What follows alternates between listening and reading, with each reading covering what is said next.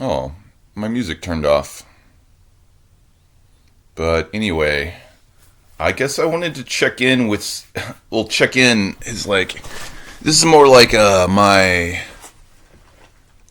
address to the nation, I guess. Address to the nation, because there's big news.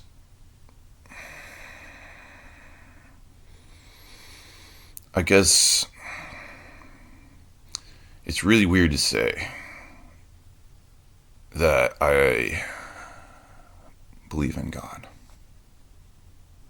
because for a long time I didn't. And right now I do because I witnessed a miracle. And it was a miracle that God sent to me, or a troop of really talented magicians spent millions of dollars to convince me that, that a miracle happened. And, if I'm being made a fool of by magicians, well, they're used to it already. But there's two main points. There's two main points.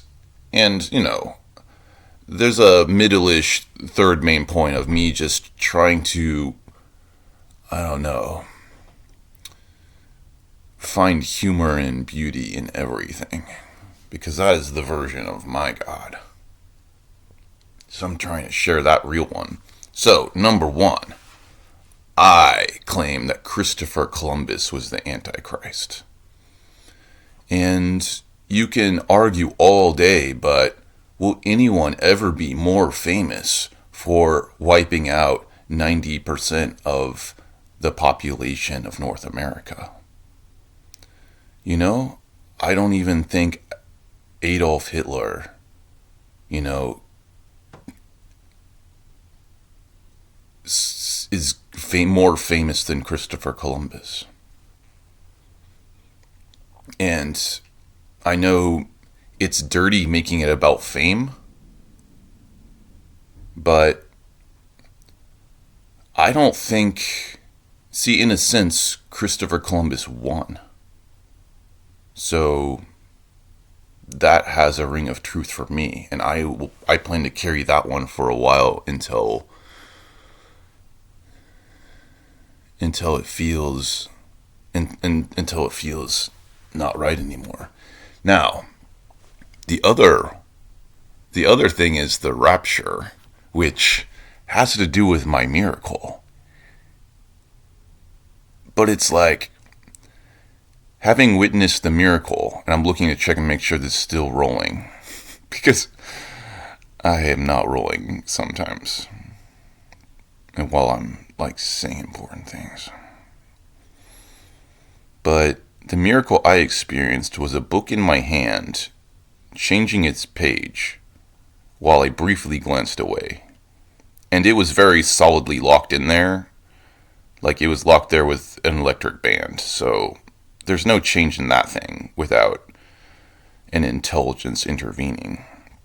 So I just glanced away for the smallest moment possible with no. I was just in this moment where there was no discontinuity. So you have to be a pretty good magician and maybe even owning these here eyes to have achieved it. And I'm not saying you don't own these eyes and have magicians on your staff. I'm not saying that at all. I'll put those in my Axiom bank, of I'll worry about that later. But right now, I have a really interesting idea that because I have basically always wanted to be a physicist and wanted to be a scientist as a child, I thought about stupid, ridiculous things my whole life.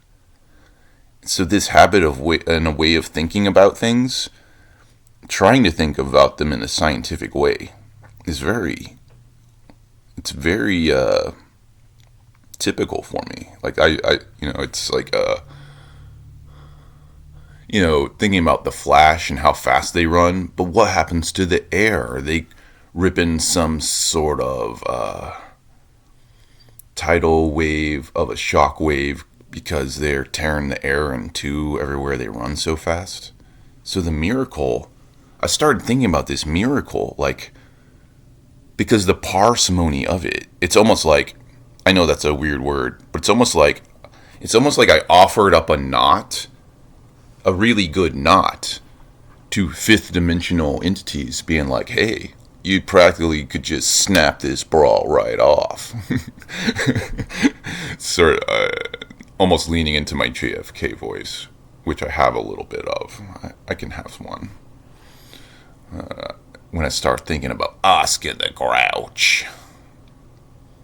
But anyway, so I started wondering about, like, was it a fifth dimensional knot? Or what kind of parsimony you might get zip in, like, what if there was like a reverse time continuity at an inflection of the universe, and that was in the miracle? Because that's making this book swap the biggest miracle of all realities was not my intention. But if I try to, it's easy. Because you'd probably want a net loss of molecules if you were teleporting out like contiguous zones or something like that. Atoms, molecules, there's a lot of them.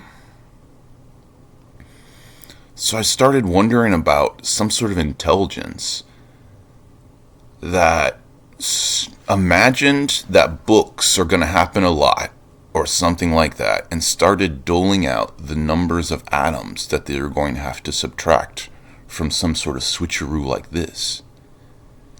And a human attempting to understand God's mind. You know, a human might be like, you gotta show me the most important end of all time. And maybe it was like, well, all these atoms, they gotta jump out. And each atom, for all I know, is quantum entangled to a real human or something like that. Weird. So, I believe I've already described the miracle that happened to me elsewhere.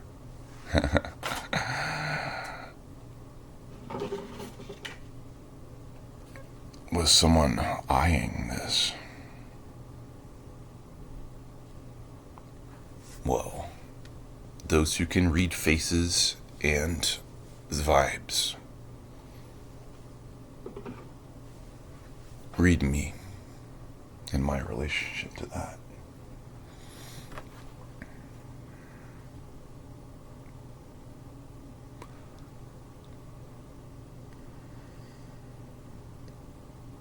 But I have only seen one miracle, and it's the miracle sent to me personally. So to put it into some sort of like epic end times time reverse, where the atoms that checked out are actually the real rapture, you know? I'm just gonna go with it. Yeah, the rapture happened, and it was twilight zones happening right here, but on top of this hand, and all those souls checked out, just so that it wouldn't like make a big old crash and hurt my ears and everyone else in the Starbucks in Kansas that it happened at. Anyway, so maybe an extremely aggrieved mind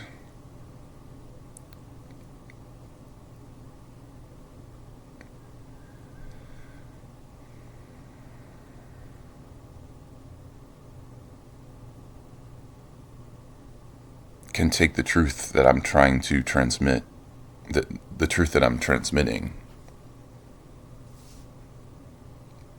and because it's not horrible enough, because it does not resemble Christopher Columbus enough, they'd say, no, this is not sufficient. Evil is not over. Evil did not make their move. And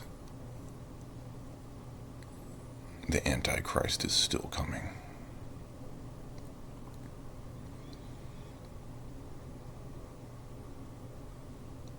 many people know, many people have more information than I have about certain things. But I have been given a lot of information about other things too. So that's sort of what I'm working on.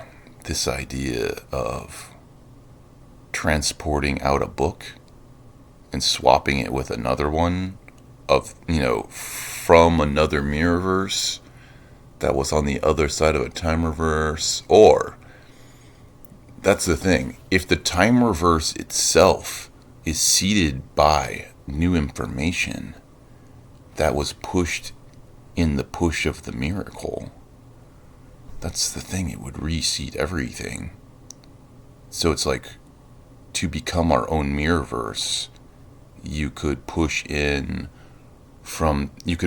something from the expanding unobserved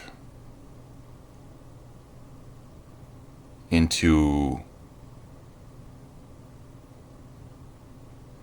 well, I mean, it might be a chain into the nearly unobserved region, and then there's us, the unobserved, the observed. That's where we are. So I'm considering how the sort of like the quantum multiverse can interface with the nearly unobserved, which is like the surface of our region of the universe, which is the finite observed. How does the quantum multiverse communicate to the nearly unobserved layer and the observed finite? And I'm also sort of practicing my terminology for a pretty terse way of describing the entire universe.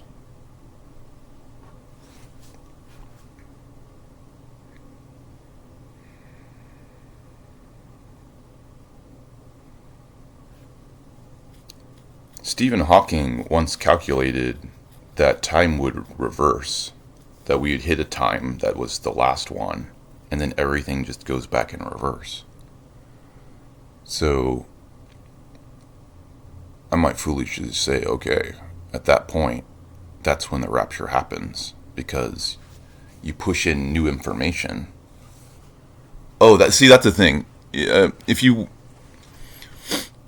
might want to read Isaac Asimov's The Last Question. That would help get you somewhere. It's real short. So now you've this idea of trying to save the universe, like, because all of the entropy will increase, and the ability to do work, the ability to harness energy to do anything will decrease. But this is like in billions and billions of years. This is like a nerdy, stupid, nerdy thing. To be like, how do we, in 50 billion years or whatever, and we're all floating around, there's just humans, and like, we don't know. I mean, it's a bit of a ridiculous thought experiment that it's discussed in The Last Question, I guess, by Isaac Asimov. It's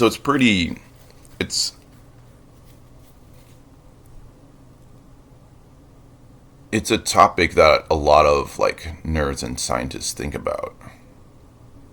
And I started thinking about that too, but wondering how God could like so easily fix it. I guess. It was after the miracle, because then I started like making scientific models of how the miracle may have been made scientifically. I mean, the parsimony of the book flip was enough to give me some giggles here and there. The wisdom of it, I'm still unpacking the wisdom of it and the timing, because, a miracle happens. This is now God's truth. God's truth that God picked. So, like, every inch of this is God's truth. I just, it's my dogma because God chose it. It's a bit weird. Like, if that miracle inspired me to, like, walk due north and then find a bell and ring it, in some sense, God's miracle made that bell ring. You see what I'm saying? No. So, oh yeah. So any miracle can basically change the future for God's plan. And sorry, I'm getting a little bit overwhelmed trying to remember my final point.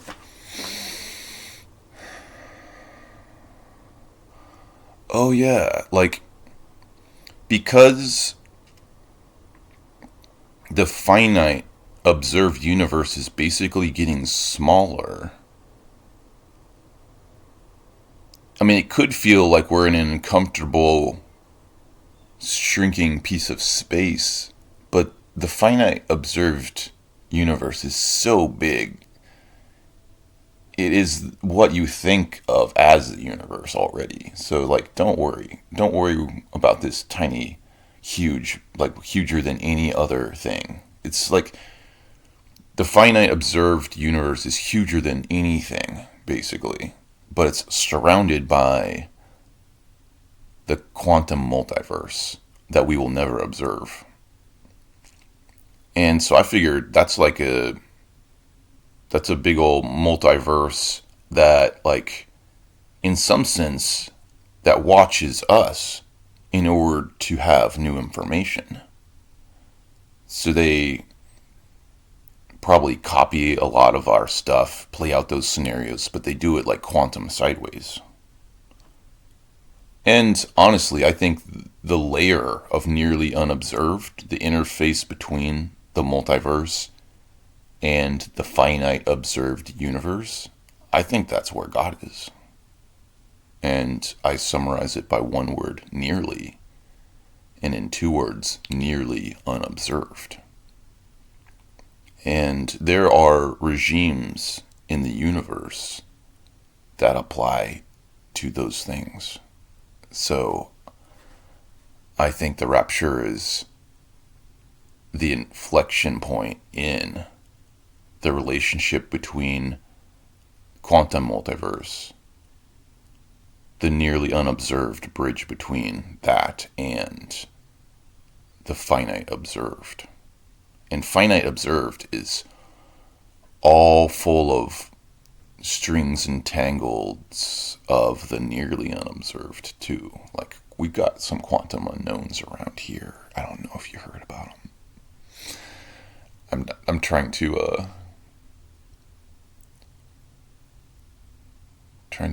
get that sorted out. So what else we got here? Well, I guess I can't remember. And I painted a pretty good picture of both the universe and the piece of it I think God's in. The really significant magic trick that happened to me that I'm saying makes me a saint now. Don't want to be. And I think it was the rapture. Here's to the atoms and molecules that maybe need to zip out somewhere out of the observed, to put my book on the right page and get us moving in a slightly different direction.